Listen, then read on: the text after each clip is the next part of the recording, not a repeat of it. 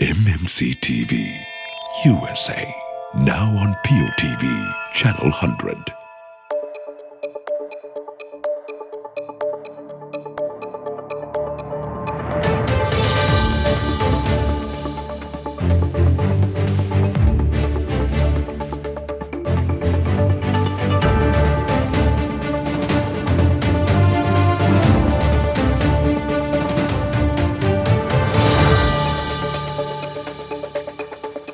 Well, hello there once again and welcome to MMC World Roundup, where we connect you with the latest news from Sri Lanka and around the world. Before we dive right into the details, let's take a quick look at what's making headlines today.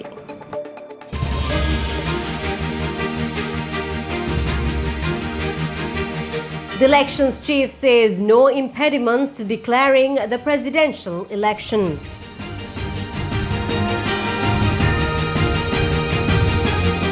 Sri Lanka has scrapped plans to sell off its indebted National Airline.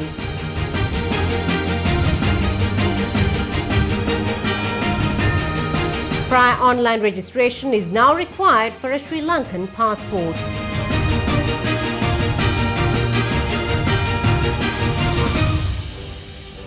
Well, taking a look at your news in detail, the Commissioner General of Elections, Saman Sri Ratnayaka, says that there are no impediments to declaring the presidential election by the gazetting of the 22nd Amendment to the Constitution. Furthermore, the Elections Commissioner General stated that the Commission has the power to fairly hold the upcoming elections despite any incoming influence. The 22nd Amendment to the Constitution was published in the Government Gazette by order of President Ranil Wickremesinghe. The Minister of Justice had instructed the Ministry Secretary not to publish the Gazette notification on the 22nd Amendment to the Constitution until the presidential election is held. The Justice Minister had claimed that this decision was made in order to eliminate the uncertainty regarding the holding of the presidential election. This amendment enables the paragraph B of Article 83 of the Constitution pertaining to the President's term to be amended by replacing the words "to over 6 years" with the words "to over 5 years." Sri Lanka has scrapped plans to sell off its indebted National Airline despite shortlisting 3 potential buyers. It called for bids in September to sell Sri Lankan Airlines, a key IMF demand when granting a bailout loan to the country last year.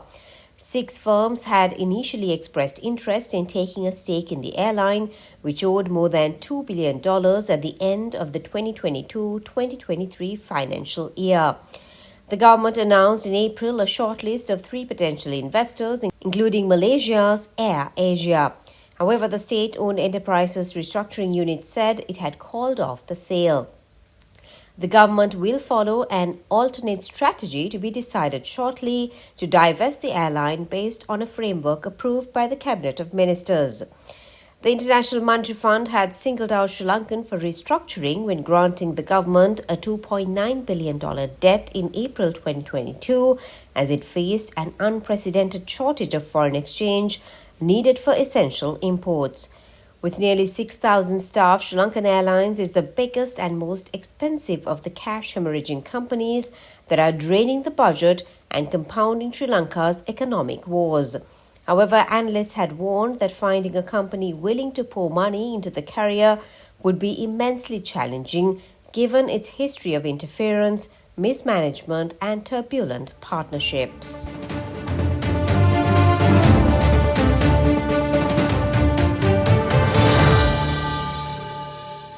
The Department of Immigration and Immigration says that prior online registration is now required when applying for a Sri Lankan passport, and the new methodology has commenced.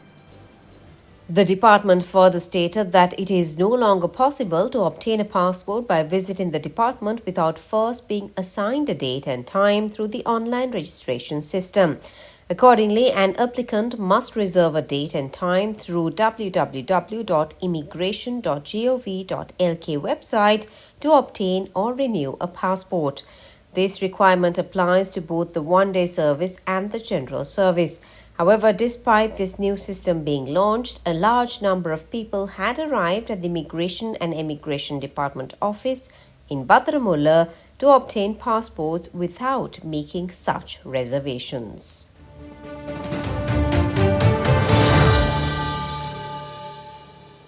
The Asian Development Bank has approved a $100 million policy-based loan to support and facilitate reforms aimed at enhancing the financial sustainability of the power sector in Sri Lanka.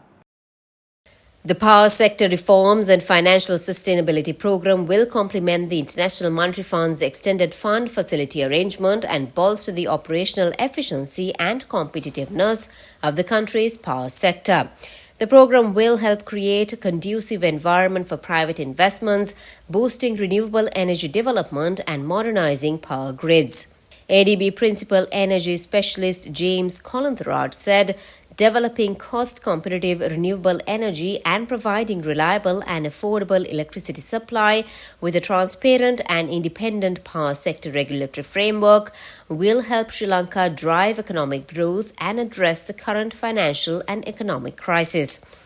This program will support reforms in the power sector introduced under the Electricity Act, including institutional and regulatory reforms, and improve operational sustainability of the electricity sector. The program will also support the development of renewable energy to accelerate the country's transition to clean energy as envisaged under Sri Lanka's nationally determined contributions.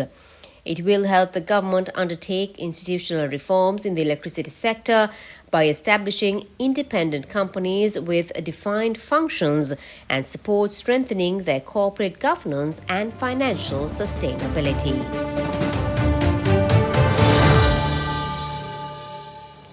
Dr. Izumi Hiroto, the head of the Japanese delegation visiting Sri Lanka, lauded the successful completion of the country's debt restructuring process, noting that it has paved the way for the resumption of Japanese official development assistance projects.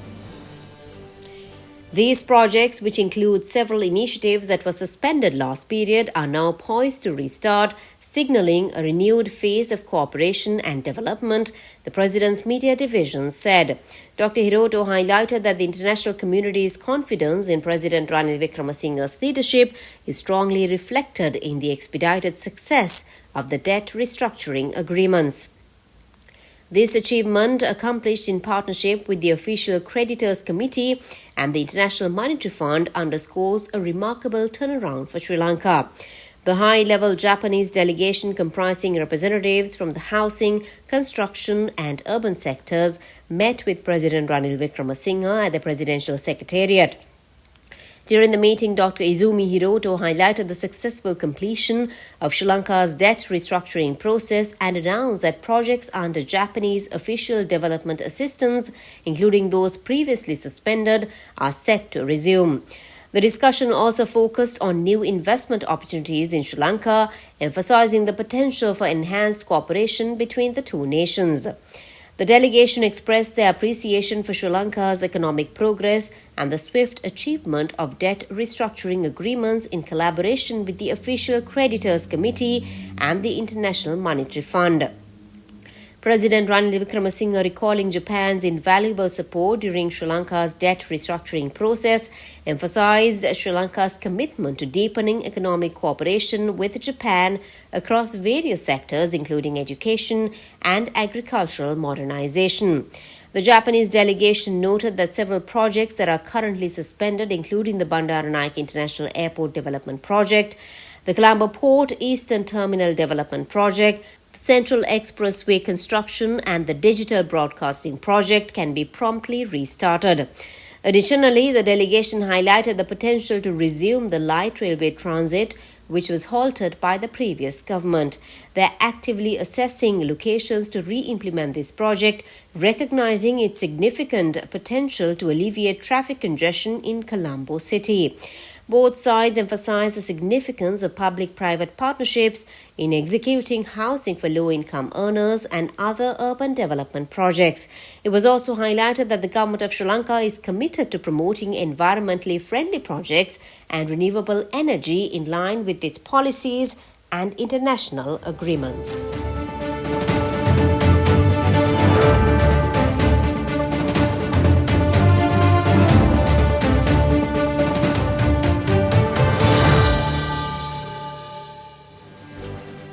The prices of some essential consumer goods sold by Lanka SATA have been reduced.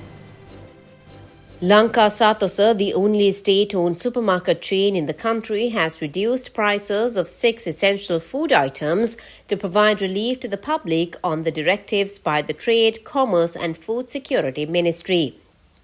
Accordingly, 1 kilogram of undu bulk, which was sold at 1,500 rupees, has been brought down to 1,400 rupees with a saving of 100 rupees. The new price of SATA milk powder 400-gram pack has been reduced to 910 rupees from its previous price of 950 rupees, providing a saving of 40 rupees. Wheat flour 1 kilogram bulk is now sold at 180 rupees with a price reduction of 10 rupees from its previous price of 190 rupees. Price of white sugar bulk 1 kilogram has been reduced by 5 rupees from its previous price of 265 rupees and is now sold at 260 rupees. The new price of a 1 kilogram of white kakulu rice bulk is now 200 rupees, reduced from its previous price of 204 rupees with a saving of 4 rupees.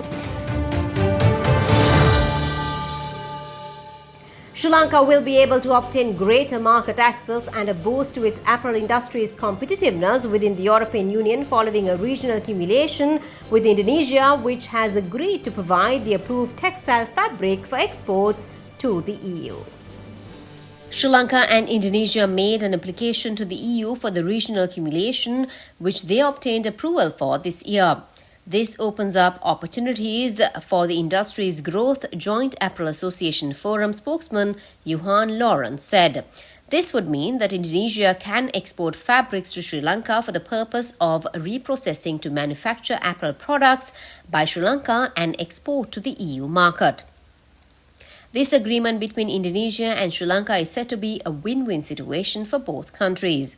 Under this agreement, permission is granted to accumulate origin for certain materials from Indonesia, namely HS chapters 51 to 55, 58 and 60, and then to produce certain textile products of HS chapters 61 and 63 under regional accumulation as long as both countries remain in the GSP scheme. This would also ensure that Sri Lanka obtains a consistent supply of high-quality materials. He noted that this comes as a boost for Sri Lanka as the country is currently facing tough times since it has been uncompetitive with Bangladesh and Vietnam. Indonesia is a source market for Sri Lanka to import different types of fabric for processing garments to be exported to the EU, Free Trade Zone Manufacturers Association Chairman Damika Fernando told the Sunday Times. The relevance in this agreement is that Sri Lanka is already in talks with Indonesian authorities to enter into a free trade agreement.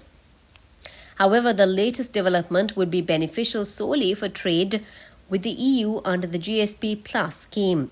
In this respect, Sri Lanka would have to work out an arrangement with the UK separately, which is one of the biggest markets in Europe for Sri Lanka's apparel exports.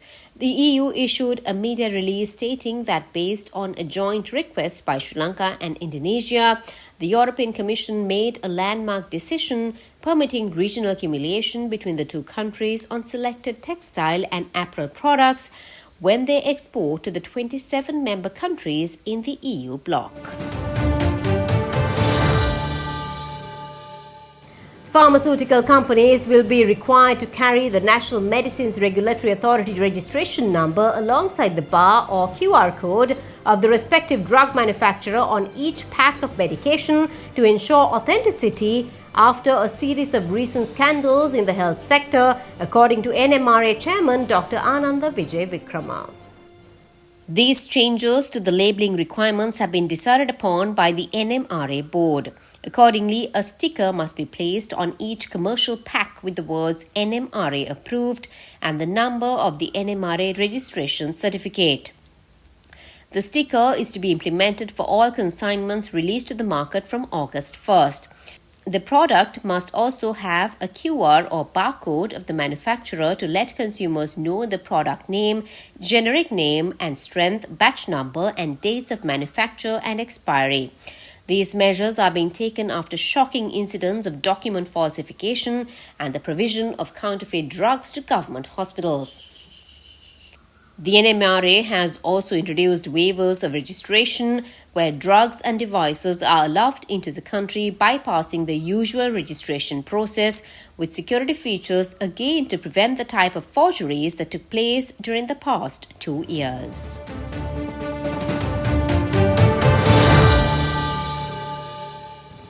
Vietnam's long-serving leader Nguyen Phu Trong has died after a period of illness marking the end of a political era. The announcement came days after the government said he was stepping back to focus on his health and handed duties to President Tu Lam.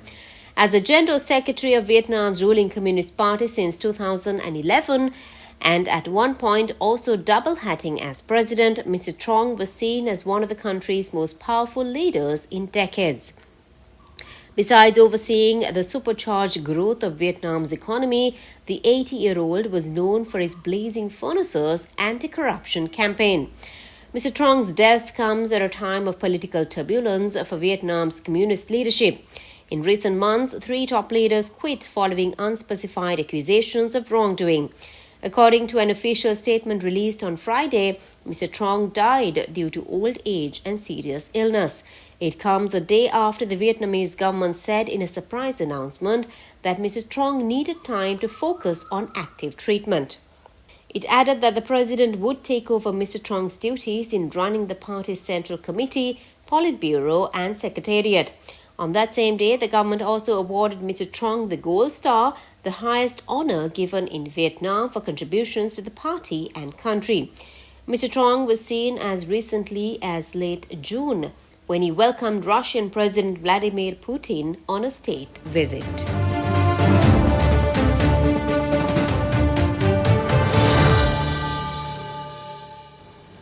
A collection of 3,404 eggs have been seized in Australia after a European operation into the illegal bird trade.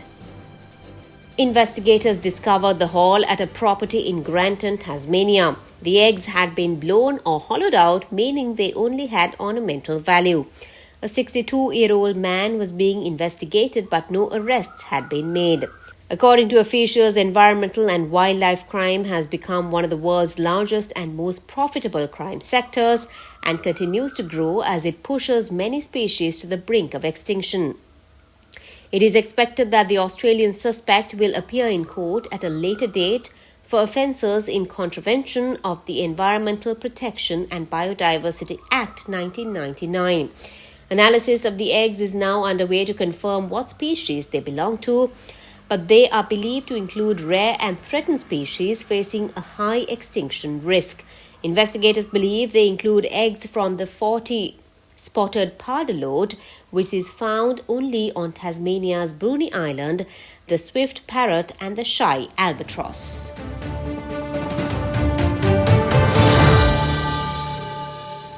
Millions of lives are at risk unless urgent and radical action is taken to stop drug-resistant malaria spreading in Africa, scientists warn. Malaria parasites that can shrug off the effects of the critical drug artemisinin are now well established in East Africa. Resistance levels have soared in some areas from fewer than 1% to more than 20% of cases in the space of 3 years. The last time resistance to an anti-malarial spread in Africa, it led to a tripling in the number of children dying. 28 leading malaria scientists from 10 countries have made the call to action in the journal Science. Artemisinin kills the malaria parasite and is the cornerstone of treatment. Parasites that could resist artemisinin evolved for the first time in Africa, in Rwanda, and then separately in Uganda and Eritrea. These resistant parasites have spread within their countries and across borders. Now, more than 10% of malaria cases are caused by resistant parasites in Ethiopia, Eritrea, Rwanda, Uganda, and Tanzania.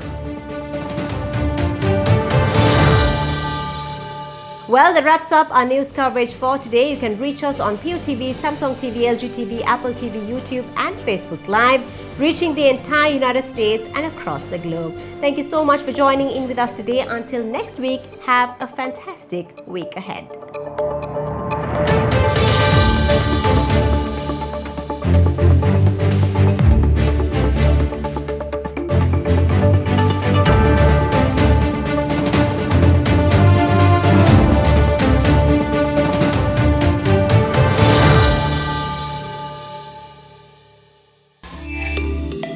To catch the full program and more, subscribe to MMC TV USA on YouTube. Follow us on Facebook, Instagram and TikTok.